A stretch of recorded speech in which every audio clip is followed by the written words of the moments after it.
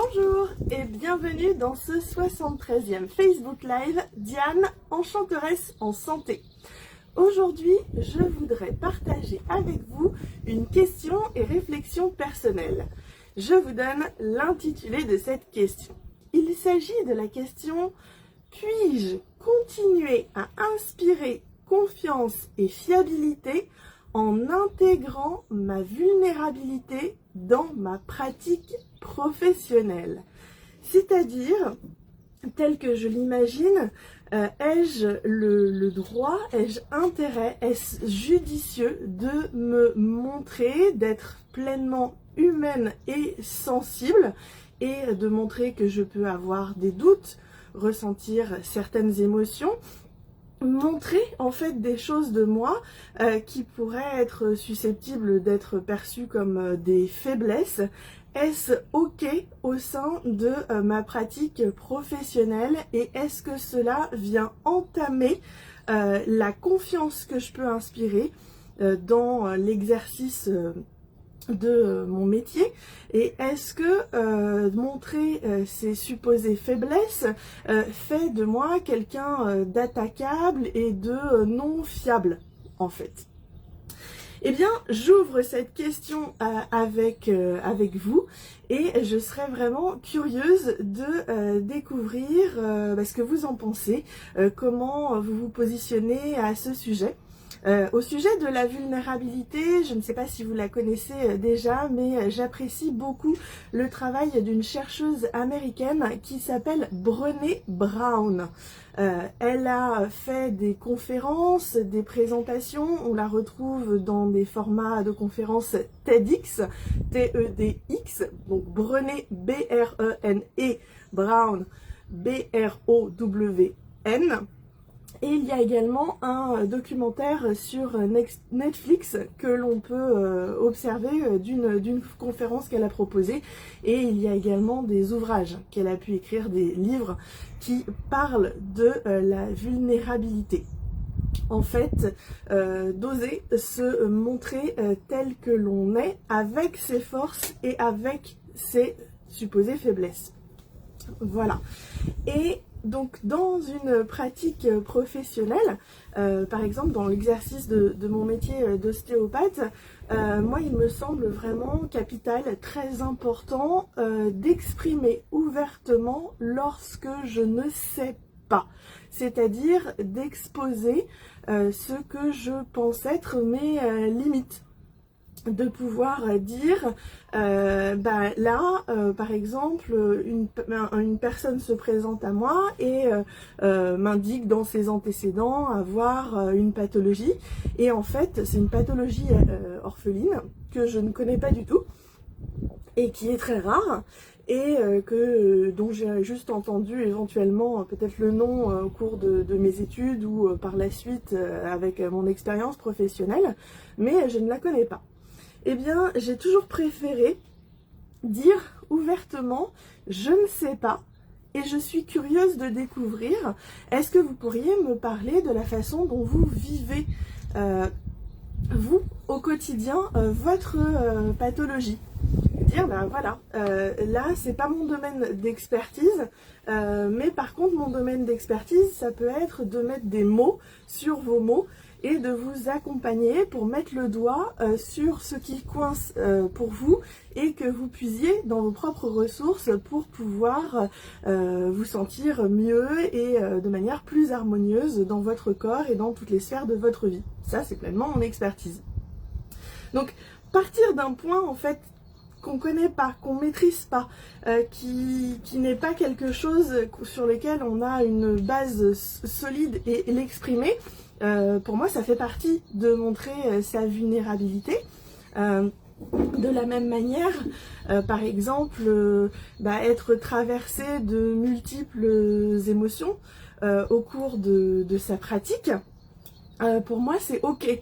Et les vivre, et du coup que ça se voit à l'extérieur, c'est ok, parce que les émotions, pour moi, elles me donnent des informations, mais elles n'induisent pas ce que je vais en faire, en quoi je vais les transformer. Je donne un exemple. un patient vient me voir et est en train de vivre quelque chose de terriblement triste qui l'affecte, et le fait de me partager sa douleur, sa souffrance, sa tristesse va me mettre un peu au diapason au niveau émotionnellement, et je peux avoir moi aussi des larmes qui pourraient couler sur mon visage. Dans ces cas-là, c'est ok que je propose à la personne de prendre un mouchoir et que j'essuie la larme sur mon visage simultanément. Par contre, je ne prends pas la tristesse de l'autre pour la mienne, et je ne vais pas me mettre à rester à pleurer à côté de lui. Je vais revenir à mes bases, à en quoi ça me touche, qu'est-ce que je peux faire, en quoi je peux puiser à l'intérieur de moi qui pourrait lui venir vraiment en aide. Voilà, donc pour moi, cette question-là, eh bien, elle a de multiples aspects. D'inspirer confiance et fiabilité, ça veut pas dire se montrer comme un robot qui n'aurait pas droit à l'erreur, qui ferait toujours ce qui est juste, parce que je suis profondément humaine. Donc ça veut dire que j'ai des points forts et puis j'ai des points qui sont tout à fait perfectibles, que je peux améliorer et qui peuvent être considérés comme des points faibles. Et pour moi, montrer ces points faibles ne veut pas dire que je suis ok qu'on attaque dessus, et n'est pas la porte ouverte à ce que justement on les attaque. Je suis en mesure de poser des limites correctes. Et puis, cette question-là, vraiment, je la veux la plus ouverte possible pour qu'on puisse interagir ensemble si vous le souhaitez. Parce que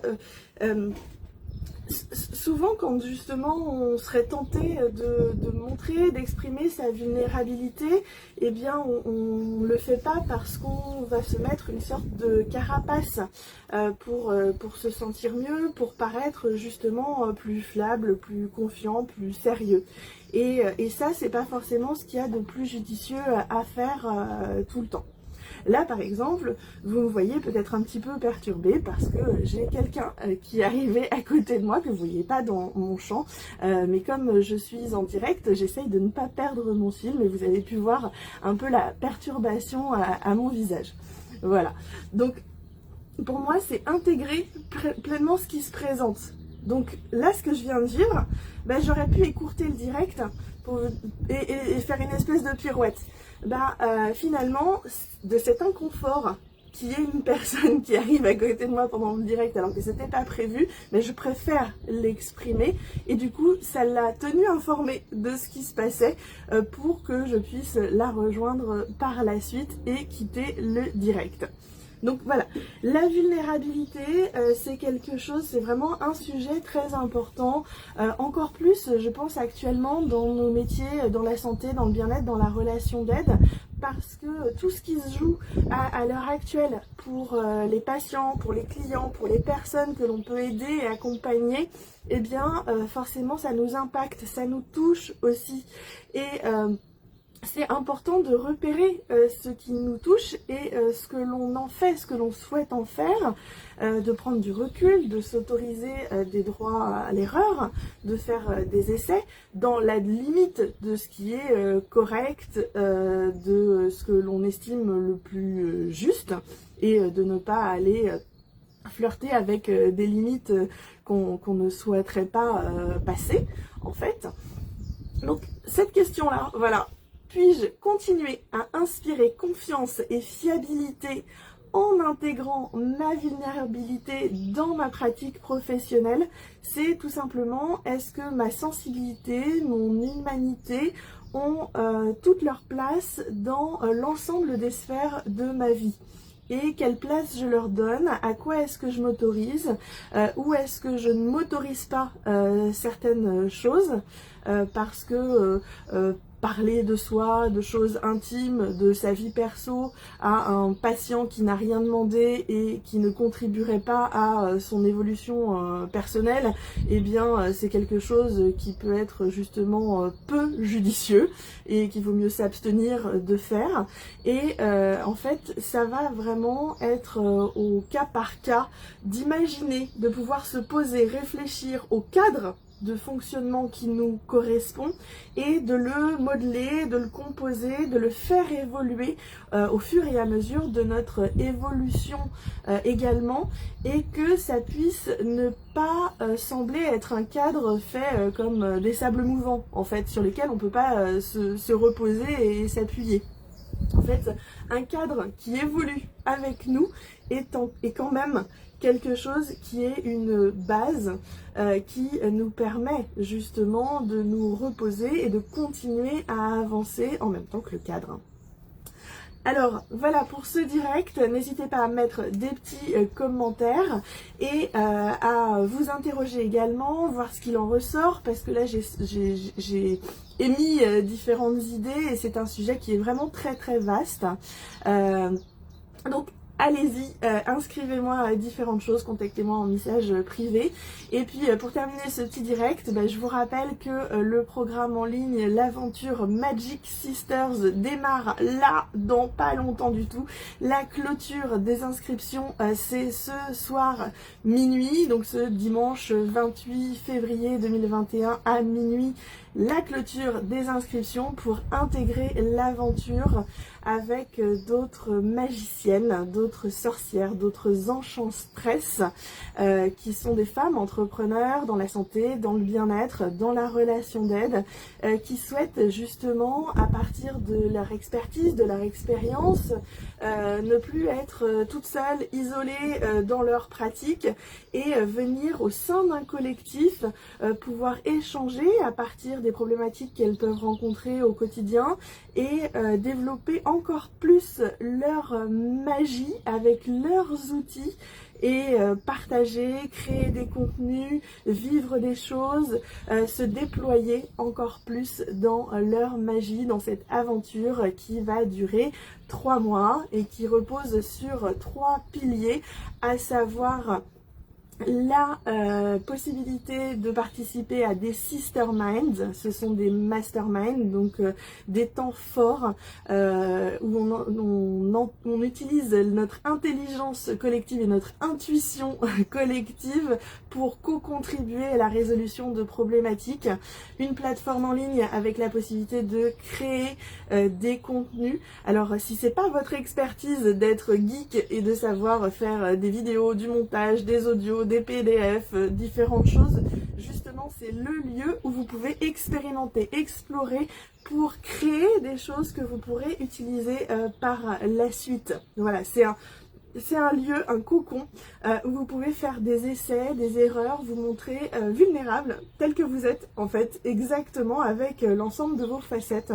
Et c'est complètement ok au sein de l'ensemble, l'aventure Magic Sisters. Et puis le troisième pilier, c'est le groupe Facebook privé, secret même, parce que seules les personnes qui sont dans ce groupe sont au courant de ce groupe, donc c'est pas visible de l'extérieur. Eh bien, ce groupe privé, il y aura un direct d'1 heure par semaine pour vous livrer du contenu, pour interagir, et je serai présente au sein du groupe tout au long des 3 mois pour interagir, vraiment pour nourrir ce qui peut se passer au quotidien et faire vraiment vivre cette émulation collective et faire en sorte que ça puisse faire jaillir plein d'étincelles de magie. Donc Magic Sisters, ça démarre lundi 1er mars et la clôture des inscriptions, c'est là ce soir à minuit. Donc si jamais vous hésitez encore, si vous voulez me contacter en message privé, n'hésitez pas à le faire. Et puis je vous dis à très bientôt pour un prochain direct autrement et puis pour de prochaines aventures. Bye bye!